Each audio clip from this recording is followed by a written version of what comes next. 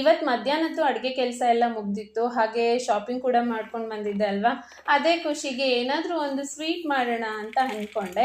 ಸರಿ ಅಂತ ಹೇಳಿ ಮನೇಲಿರೋ ಸಾಮಾನುಗಳನ್ನು ನೆನ್ಪು ಮಾಡ್ಕೊಂಡಾಗ ಒಂದು ಸ್ವೀಟ್ ರೆಸಿಪಿ ನೆನ್ಪು ಬಂತು.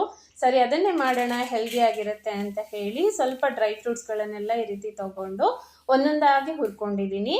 ಇಲ್ಲಿ ಸ್ವಲ್ಪ ಬಾದಾಮು, ಶೇಂಗಾ ಬೀಜ, ಕಲ್ಲಂಗಡಿ ಮತ್ತು ಕುಂಬಳಕಾಯಿ ಬೀಜ, ಸ್ವಲ್ಪ ಒಣ ಕೊಬ್ಬರಿ, ಮಕಾನ ಮತ್ತು ಅಗಸೆ, ಈ ರೀತಿ ಒಂದು 10 ಇಂಗ್ರೀಡಿಯೆಂಟ್ಸ್ನ ಸೇರಿ ಇವತ್ತಿನ ಈ ರೆಸಿಪಿನ ಮಾಡ್ತಾ ಇರೋದು. ಇದು ತುಂಬಾ ಹೆಲ್ದಿ, ಹಾಗೆ ಹೇರ್ ಗ್ರೋತಿಗೆ ಮಾಡಿಸಿರೋಂಥ ರೆಸಿಪಿ ಅಂತಲೇ ಹೇಳ್ಬೋದು.